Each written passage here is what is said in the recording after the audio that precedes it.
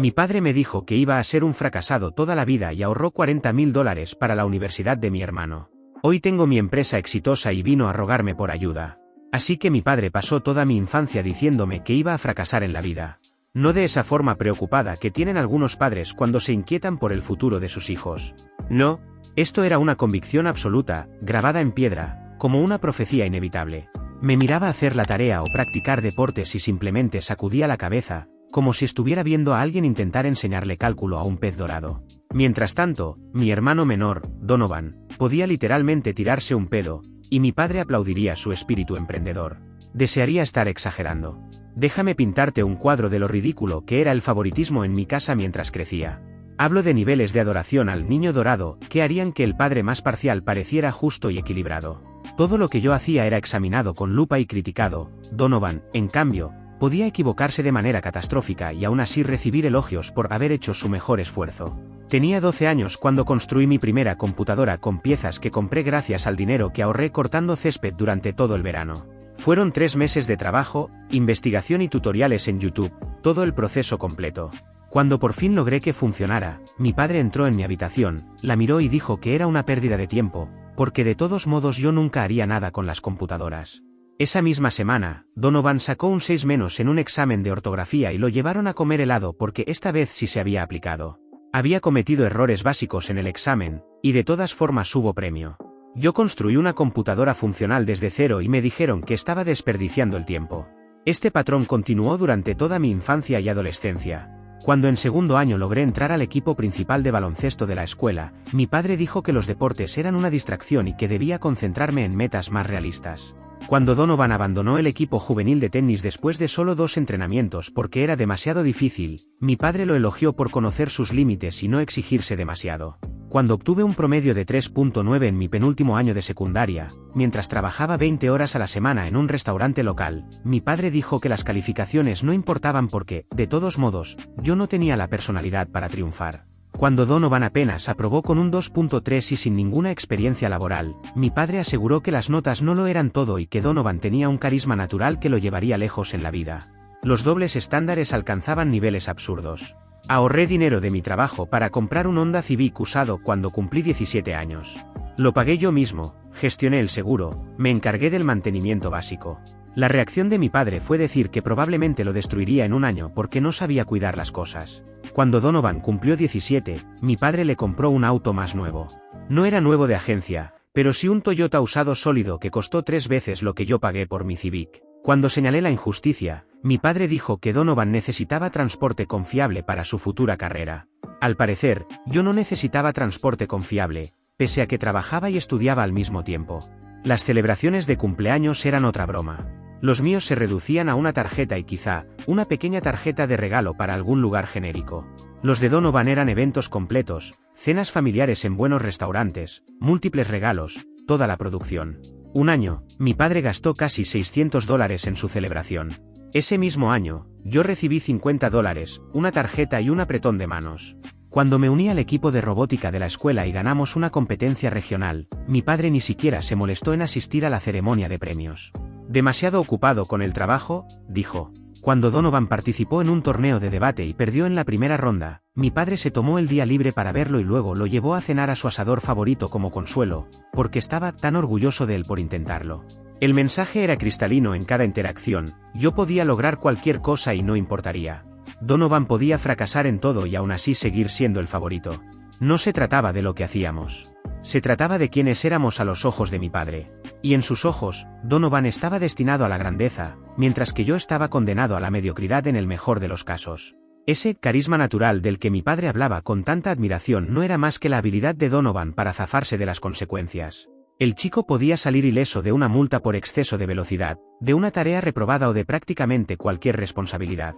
Y mi padre se lo creía como si fuera un superpoder, en lugar de reconocer que, básicamente, era un buen mentiroso. Pero aquí está lo que realmente me rompió. Cuando tenía 16 años, empecé un pequeño negocio de jardinería. Compré una cortadora usada con mis ahorros, imprimí folletos en la biblioteca y fui puerta por el vecindario. En 2 meses tenía 15 clientes regulares y estaba ganando un dinero bastante decente para un adolescente. Estaba increíblemente orgulloso. Por fin había construido algo que mi padre no podía criticar. ¿Verdad? Me equivoqué. Una noche me sentó y me dijo que debía cerrar mi negocio y entregarle mi lista de clientes a Donovan.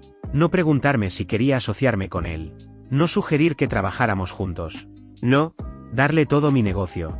Su razonamiento: Donovan tenía la personalidad adecuada para dirigir una empresa, y yo solo estaba haciendo trabajo manual. Según él, debía concentrarme en conseguir un empleo normal, porque el emprendimiento no estaba en mi ADN. Pero Donovan era un líder nato que necesitaba la oportunidad de brillar. Yo tenía 16 años y había construido algo desde cero. Y mi propio padre quería que se lo regalara a mi hermano de 14, que jamás había mostrado interés en trabajar ni un solo día en su vida. Cuando me negué, me castigó por egoísta. Por no apoyar a la familia. Me castigó por no querer regalar el negocio que yo mismo había levantado. Ese fue el momento en que entendí algo fundamental: mi padre no solo tenía un favorito. Él realmente creía que Donovan era mejor que yo. No era cuestión de logros ni de esfuerzo. En su mente, Donovan era inherentemente superior y destinado a la grandeza, mientras que yo era inherentemente inferior y destinado a fallar. Nada de lo que hiciera iba a cambiar esa narrativa. Mi madre no era mucho mejor. Se limitaba a respaldar todo lo que decía mi padre. Si él afirmaba que el cielo era verde, ella asentía y preguntaba qué tono de verde. Nunca me defendió. Nunca cuestionó el favoritismo evidente. Nunca reconoció que, tal vez, solo tal vez, tratar a tus hijos de manera radicalmente distinta podía destruirlos. Su filosofía era simple: tu padre sabe más. Incluso cuando ese saber más era objetivamente erróneo y rozaba lo abusivo. La etapa de solicitudes universitarias fue otra pesadilla. Yo había trabajado durísimo para mantener buenas calificaciones mientras trabajaba y manejaba mi negocio. Tenía un buen puntaje en el examen de admisión universitaria, actividades extracurriculares sólidas y cartas de recomendación de profesores que realmente me respetaban. Apliqué a varias universidades estatales y fui aceptado en todas con becas parciales. La respuesta de mi padre fue decirme que estaba perdiendo el tiempo, que probablemente reprobaría de todos modos, y que, incluso si no lo hacía, nunca llegaría a nada porque me faltaban ambición y empuje. Este hombre vio mis calificaciones, mi historial laboral, mi negocio, y concluyó que me faltaba ambición y empuje. Las gimnasias mentales necesarias para llegar a esa conclusión merecerían una medalla olímpica. Luego Donovan empezó su último año de secundaria y de repente, la universidad se convirtió en lo más importante del mundo. Mi padre comenzó a hablar de a qué instituciones debía aplicar, de cómo harían para financiarlo, de lo orgulloso que estaba de él por querer estudiar. Donovan, que jamás había mostrado interés en la universidad y apenas mantenía un promedio de 2.5. Y aquí es donde todo se vuelve aún más absurdo. Mi padre me dijo que debía solicitar préstamos estudiantiles para pagar mi educación porque no podían permitirse ayudarme. Bastante justo. El dinero es escaso. Lo entiendo. Excepto que, 3 semanas después, mi padre nos sentó a ambos y anunció que había estado ahorrando en secreto en un fondo universitario para Donovan. Durante años había apartado dinero específicamente para su educación, mientras a mí me repetía que no podían permitirse ayudarme con la mía. La cantidad, casi $40.000. $40.000 guardados cuidadosamente para el niño dorado, mientras yo trabajaba múltiples empleos y asumía préstamos estudiantiles. Cuando señalé lo increíblemente injusto que era eso, mi padre respondió que había invertido en Donovan porque tenía más posibilidades de triunfar y traer prestigio al nombre de la familia. Según él, yo era una causa perdida que desperdiciaría cualquier ayuda financiera. Me mudé 2 semanas después. Tomé mis préstamos, mis becas, las ganancias de mi negocio y alquilé un pequeño apartamento cerca del campus. Las palabras de despedida de mi padre fueron que regresaría en un semestre, rogando ayuda y demostrando que él tenía razón sobre mi incapacidad para salir adelante solo. Le respondí que preferiría vivir en mi auto antes que volver a pedirle algo. La universidad fue brutal, pero en el mejor sentido posible. Trabajé 30 horas a la semana, llevé una carga completa de materias y de algún modo, mantuve mis calificaciones altas. Tenía exactamente 0 vida social. Nada de fiestas, nada de viajes de primavera, nada de fraternidades. Solo trabajo, clase, estudio, dormir, repetir. Mi compañero de cuarto solía bromear diciendo que era un robot programado para la productividad. Mi día empezaba a las 5 de la mañana. Estudiaba hasta las 7, asistía a mi primera clase, encadenaba conferencias hasta la 1 de la tarde y luego iba directo a mi empleo en una firma contable local, donde hacía entrada de datos y contabilidad básica. Trabajaba hasta las 9 de la noche, regresaba a casa, comía algo rápido, estudiaba hasta la medianoche, dormía 5 horas, y volvía a empezar. Los fines de semana eran para adelantar tareas y tomar turnos extras siempre que podía. En mi segundo año comencé a hacer trabajos freelance por mi cuenta, diseño web, gestión y optimización de bases de datos, cualquier cosa que pudiera realizar de forma remota y con horarios flexibles. Al principio no ganaba mucho, apenas lo suficiente para cubrir comida y gasolina. Pero aprendí muchísimo y comencé a construir un portafolio con clientes que realmente valoraban mi trabajo. Me enseñé a mí mismo programación y manejo de bases de datos, lenguajes como SQL y Python, usando recursos gratuitos en línea y libros de la biblioteca. Pasé incontables noches resolviendo tutoriales y desarrollando proyectos de práctica. Mi primer cliente freelance fue una pequeña clínica médica que necesitaba reorganizar su base de datos de pacientes. Les cobré $800 por un trabajo que me tomó unas 20 horas. Quedaron tan satisfechos que me recomendaron a otras 3 consultas. Para mi tercer año, ganaba casi lo mismo con el freelancing que con mi empleo fijo. Además, era mucho más interesante y me estaba dando habilidades realmente comercializables, no solo entrada de datos repetitiva y sin sentido. Empecé a plantearme seriamente qué necesitaría para dedicarme a esto a tiempo completo después de graduarme. Mientras tanto, Donovan comenzó la universidad en una institución privada y prestigiosa que costaba 3 veces más que mi universidad estatal. Mi padre estaba exultante. Publicaba fotos en Facebook sin parar: Donovan en el campus, Donovan en la orientación, Donovan en su dormitorio. Todo el repertorio del padre orgulloso hasta el extremo de lo embarazoso. Yo ni siquiera aparecía mencionado en las actualizaciones familiares. Era como si no existiera. Las pocas veces que hablé con mis padres durante la universidad, las conversaciones seguían el mismo guión. Mi padre preguntaba cómo iba la escuela. Yo respondía que bien. Él gruñía con aparente desinterés y luego lanzaba un monólogo de 20 minutos sobre lo increíble que le estaba yendo a Donovan y todas las oportunidades extraordinarias que estaba persiguiendo. No importaba que yo estuviera trabajando hasta el agotamiento mientras mantenía excelentes calificaciones. Al parecer, Donovan tomando una carga completa de electivas fáciles era más impresionante que mis cursos de ingeniería combinados con empleo casi a tiempo completo. Donovan duró exactamente un año antes de ser expulsado por deshonestidad académica. Resulta que su carisma natural no incluía la capacidad de hacer su propio trabajo.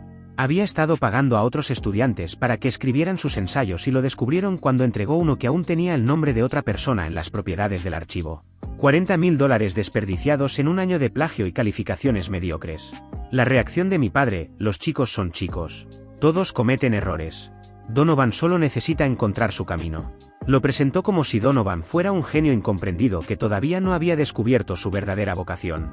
Cero responsabilidad por el hecho de que había hecho trampa, mentido y tirado por la borda una cantidad de dinero suficiente para comprar un auto nuevo. Donovan regresó a casa y comenzó lo que mi padre llamó su fase emprendedora. En realidad, fue una sucesión de ideas de negocio fallidas, todas financiadas por mi padre, mientras Donovan aportaba el mínimo esfuerzo posible. Primero, una línea de ropa. Mi padre le dio $15.000 para comenzar. Donovan diseñó exactamente 3 camisetas, vendió quizá 20, principalmente a amigos y familiares, y perdió el interés en cuanto se dio cuenta de que dirigir un negocio requería constancia. La marca, supuestamente, sería ropa urbana dirigida a universitarios. Donovan hablaba de asociarse con influencers y entrar en tiendas minoristas. En la práctica, gastó la mayor parte del dinero en una sesión de fotos profesional para esos 3 diseños, pagó una costosa consultoría de branding que jamás aplicó y derrochó el resto en inventario de muestras que permaneció en cajas en el garaje de mis padres durante años. Cuando el negocio fracasó, como era inevitable, mi padre culpó al mercado saturado y al mal momento, en lugar de reconocer la total falta de compromiso de Donovan. Después vino una empresa de gestión de redes sociales. Mi padre le compró una laptop nueva, pagó cursos en línea e incluso lo ayudó a crear una empresa registrada a su nombre, una LLC, es decir, una sociedad de responsabilidad limitada. Donovan abrió una cuenta de Instagram para la empresa, publicó 2 veces, y luego la abandonó. La empresa se disolvió al cabo de un año por inactividad. Lo más patético es que consiguió 2 clientes reales gracias a contactos familiares, un amigo de mi padre que tenía un restaurante y un primo de mi madre que dirigía una boutique. Ambos estaban dispuestos a pagarle por manejar sus redes sociales. Donovan publicó para ellos quizá 3 veces en total y luego dejó de responder sus mensajes. Mi padre tuvo que disculparse personalmente y devolver los depósitos. La excusa de Donovan fue que la gestión de redes era demasiado restrictiva para su visión creativa. Luego vino el camión de comida. Esta vez mi padre realmente se comprometió, invirtió $30.000 en un camión usado y el equipo necesario. Donovan iba a vender sándwiches gourmet de queso a la parrilla. El negocio duró exactamente 2 semanas. Decidió que era demasiado trabajo levantarse temprano y lidiar con permisos y regulaciones sanitarias. El camión quedó estacionado en la entrada de la casa de mis padres durante un año antes de que lo vendieran con una pérdida considerable. La fase del camión coincidió con el inicio formal de mi propia empresa, lo que hizo el contraste aún más evidente. Donovan se despertaba a las 11, preparaba algunos sándwiches al mediodía, estacionaba el camión en el mismo lugar del centro por un par de horas y regresaba a casa a las 3. Se quejaba constantemente de lo difícil que era y de lo exigentes que eran los clientes. Mientras tanto, yo trabajaba jornadas de 14 horas construyendo mi base de clientes y desarrollando sistemas para escalar mi negocio. Pero, según mi padre, Donovan era el verdadero emprendedor luchando por su sueño, y yo solo estaba probando suerte. Después del fracaso del camión, Donovan anunció que se convertiría en inversionista diario en la bolsa. Mi padre le dio $10,000 para invertir. Donovan tomó un curso en línea, pagó acceso a una plataforma de trading y procedió a perder $8,000 en 3 meses mediante decisiones absurdamente imprudentes. Seguía consejos aleatorios de foros en Reddit y vídeos de YouTube, hacía movimientos impulsivos basados únicamente en intuiciones y luego se mostraba sorprendido cuando el dinero desaparecía. Los $2,000 restantes los retiró y los gastó en ropa y salidas a restaurantes. Cada fracaso era recibido con palabras de ánimo, y más dinero. Donovan no era, según mi padre, un fracaso crónico incapaz de terminar nada. No, era un emprendedor apasionado, explorando distintas oportunidades hasta encontrar el encaje perfecto. Mi padre repetía a quien quisiera escucharlo que Donovan tenía la mente de un verdadero hombre de negocios y que solo necesitaba descubrir su nicho. Mientras tanto, yo me gradué de la universidad con honores. Conseguí trabajo como administrador de bases de datos en una empresa de logística y empecé a ganar un sueldo decente. En 3 años ascendí a analista senior. Era bueno en lo que hacía. Por primera vez en mi vida, ganaba lo suficiente para vivir cómodamente y pagar agresivamente mis préstamos estudiantiles. Pero tenía ambiciones mayores. Nunca dejé el freelancing. Seguía construyendo relaciones con clientes y aprendiendo que necesitaban realmente las empresas. Fue entonces cuando detecté un vacío en el mercado, compañías medianas que requerían optimización y automatización de bases de datos, pero no podían costear los honorarios de las grandes consultoras. A los 27 años renuncié a mi empleo y fundé mi propia empresa de consultoría. Usé mis ahorros para mantenerme durante 6 meses mientras construía mi cartera de clientes. Fue una decisión arriesgadísima. Hubo muchas noches sin dormir, preguntándome si acababa de cometer el mayor error de mi vida. Pero trabajé. Me esforcé. Entregué resultados excepcionales y dejé que hablaran por mí. Esos primeros 6 meses fueron aterradores. Me despertaba a las 3 de la mañana en pánico, pensando en el alquiler, cuestionándome si debía rendirme y buscar otro empleo estable. Cada día sin un nuevo cliente se sentía como una confirmación de que tal vez mi padre siempre había tenido razón. Aún así, seguí adelante. Hice llamadas en frío a empresas. Asistí a todos los eventos empresariales y reuniones profesionales donde pudiera conocer gente y dar a conocer mis servicios. Cobré menos en mis primeros proyectos con tal de construir reputación. Mi primer gran cliente fue una empresa regional de logística que tenía un caos absoluto en su sistema de gestión de almacenes, datos redundantes, información obsoleta y cero automatización. Pasé 2 meses rediseñando por completo su base de datos, automatizando tareas rutinarias y capacitando al personal. Reduje su tiempo de procesamiento en un 40% y disminuí los errores aún más. Quedaron tan satisfechos que me recomendaron a 4 empresas adicionales del sector. El primer año facturé $70,000 y me pagué aproximadamente $40,000 después de gastos. Apenas un poco más que en mi antiguo empleo, pero era mi propio jefe. El segundo año alcancé los $150,000. Contraté a mi primer empleado, un recién graduado llamado Mike, que me recordaba a mí mismo a esa edad, trabajador, con ganas de aprender y dispuesto a esforzarse. El tercer año superé los $300,000 y amplié el equipo con 2 personas más. Para el quinto año dirigía un equipo de 12 empleados y generaba más de $2 millones en ingresos anuales. El crecimiento no fue lineal ni sencillo. Perdí un cliente importante en el tercer año cuando fue adquirido por otra empresa que utilizaba sus propios sistemas. En el cuarto año, un empleado robó datos de clientes e intentó crear un negocio competidor. En más de una ocasión enfrenté problemas de flujo de caja cuando los clientes pagaban tarde y yo debía cubrir nóminas. Pero cada obstáculo me obligó a fortalecer la empresa. Conseguí nuevos clientes para reemplazar los perdidos. Implementé protocolos de seguridad más estrictos tras el robo de datos. Abrí una línea de crédito para manejar los desfases de efectivo. Cada problema me enseñó algo esencial sobre dirigir un negocio. A los 32 años, lideraba una empresa exitosa que había construido desde cero, sin ayuda de mi familia. En realidad, con menos que ayuda. La construí mientras me repetían que fracasaría. ¿Y sabes qué? Eso la hizo aún más satisfactoria. Para entonces vivía en un buen apartamento en una zona agradable de la ciudad. Conducía un auto confiable que pagué en efectivo. Tenía una sólida cuenta de retiro creciendo cada año. Estaba libre de deudas, salvo la hipoteca de una pequeña propiedad de alquiler que compré como inversión. Todo lo que se suponía que no lograría, lo había logrado. Todo lo que mi padre dijo que jamás lograría, lo logré. Todo lo que aseguró que no podía hacer, lo hice. Él sabía, de manera vaga, que yo tenía mi propio negocio. Lo mencioné una o dos veces durante esas llamadas obligatorias de las fiestas. Su respuesta siempre era la misma, un gruñido despectivo y un cambio inmediato de tema. Nunca hizo preguntas. Nunca mostró interés. Nunca lo reconoció como un logro real.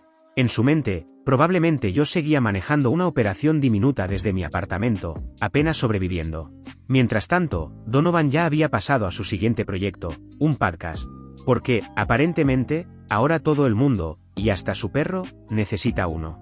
Mi padre le compró todo el equipo, pagó la plataforma donde se publican y almacenan los episodios, e incluso contrató a alguien para enseñarle a editar el audio. Donovan grabó 6 episodios en 4 meses. En total, consiguió quizá 100 descargas combinadas.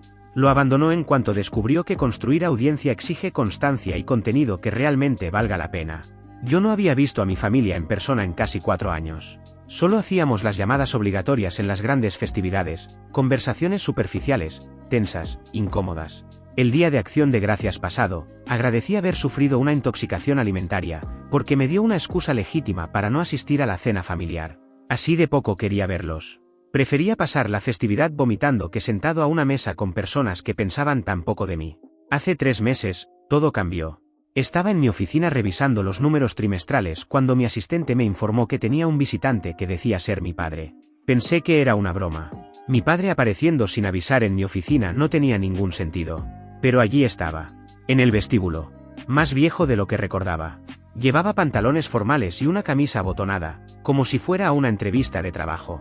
Parecía sorprendido cuando mi asistente lo condujo por el área principal, donde mi equipo trabajaba concentrado en sus estaciones. Lo vi mirar alrededor, evaluando el espacio, el equipo, la cantidad de empleados. Entramos en mi oficina privada. No le ofrecí asiento. No hubo cortesías. Me quedé de pie, esperando que explicara por qué estaba allí. El silencio se volvió incómodo hasta que finalmente carraspeó y dijo que quería hablarme de una oportunidad. ¿Una oportunidad? Comenzó con charla trivial, preguntando cómo iba el negocio.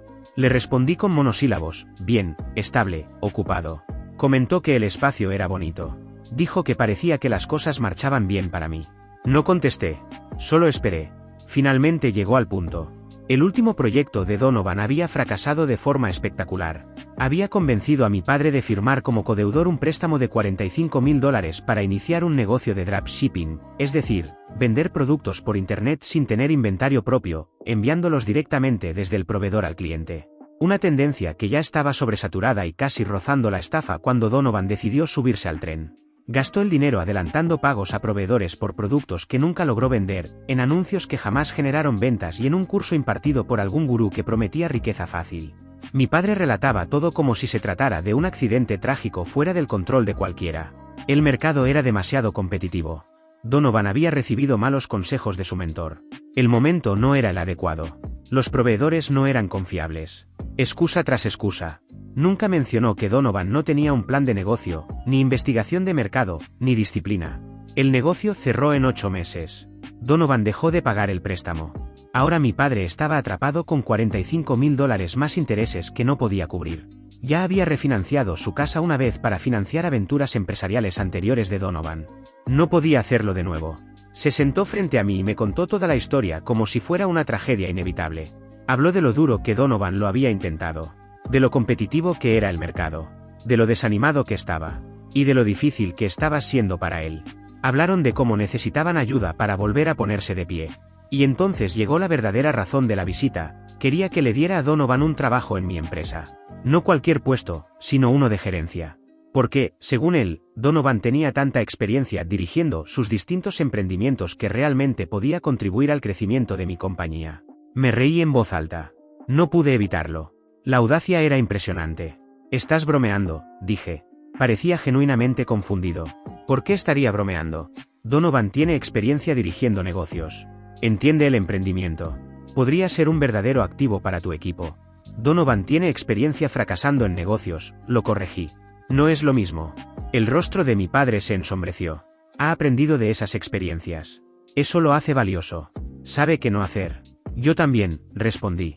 Sé que no debo contratar a alguien que abandona cuando las cosas se ponen difíciles. Sé que no debo contratar a alguien que nunca ha completado con éxito un solo proyecto. Y sé que no debo contratar a alguien solo porque es mi hermano. Intentó un enfoque diferente. Empezó a hablar de cómo las empresas familiares son más fuertes gracias a la confianza y la lealtad. De cómo Donovan estaría comprometido con el éxito de la compañía porque sería el éxito de la familia. De cómo esta podría ser una oportunidad para reconstruir nuestra relación mientras ayudaba a Donovan a levantarse. El discurso estaba claramente ensayado. Probablemente lo practicó en el camino. Pero estaba lleno de vacíos. ¿Qué confianza? ¿Qué lealtad? No había ninguna relación familiar que reconstruir, porque nunca existió una de verdad. Mi padre pareció ofendido. Dijo que la familia ayuda a la familia. Que ahora yo tenía los recursos y Donovan necesitaba una oportunidad. Que era lo correcto. Usó exactamente esas palabras, lo correcto.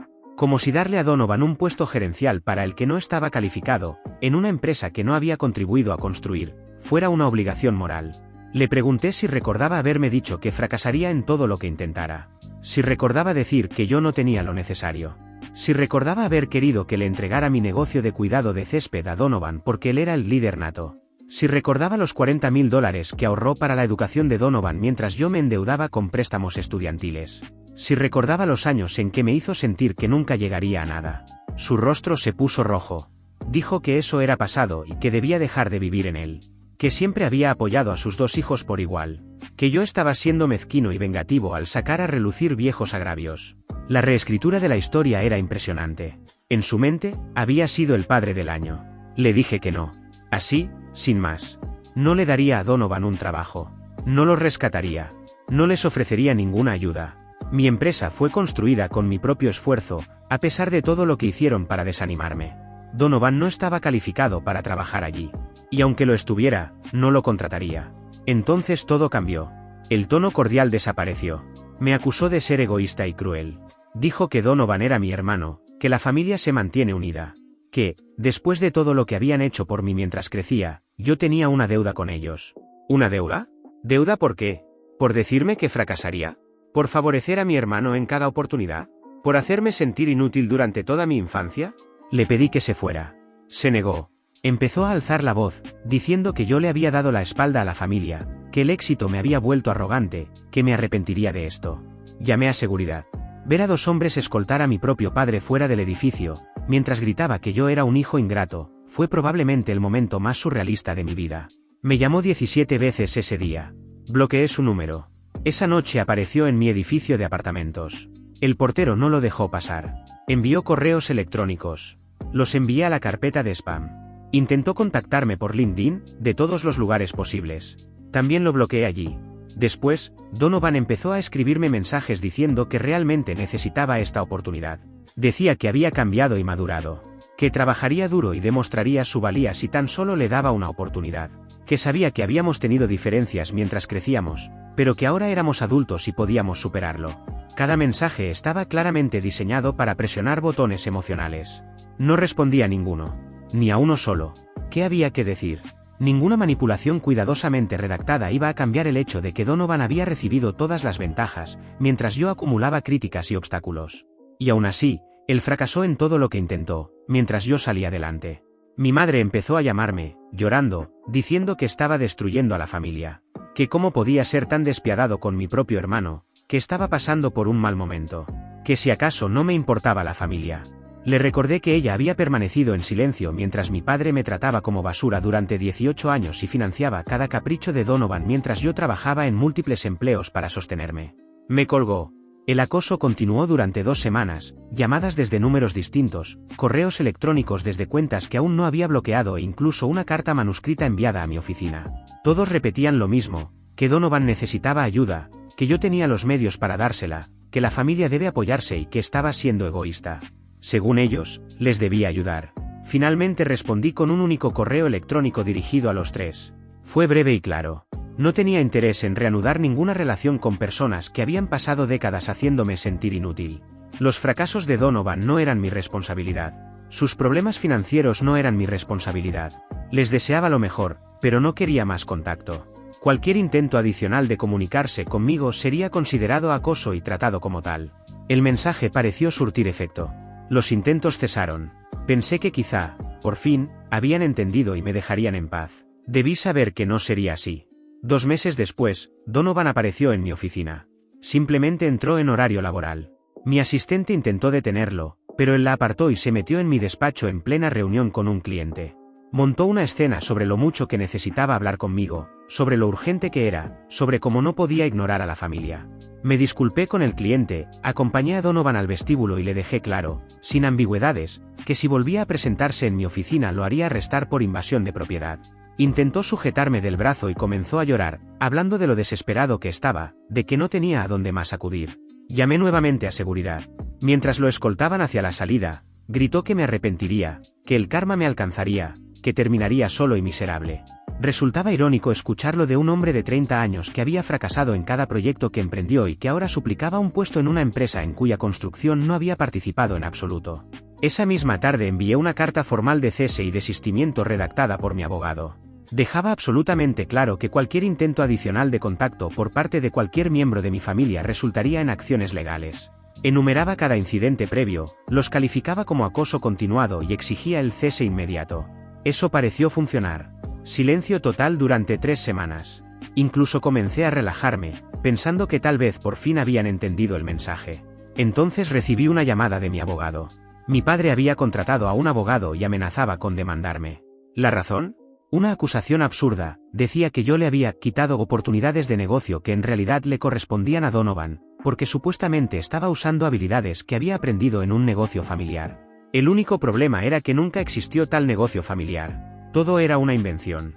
Mi abogado estaba casi divertido. Dijo que era una de las demandas más absurdas y sin fundamento que había visto y que sería sencillo lograr su desestimación. Pero el objetivo no era ganar la demanda. El objetivo era hostigarme, hacerme perder tiempo y dinero, forzarme a volver a interactuar con ellos. Presentamos una moción para desestimar el caso y una contrademanda por demanda frívola y acoso continuado. Mi abogado estaba convencido de que ganaríamos ambas. Mi abogado tenía razón. El juez desestimó el caso en 3 semanas y falló a nuestro favor en la contrademanda, ordenándoles pagar mis honorarios legales, además de una compensación adicional por el acoso. La suma no era enorme, pero el mensaje fue claro: si seguían molestándome, les costaría más que su orgullo.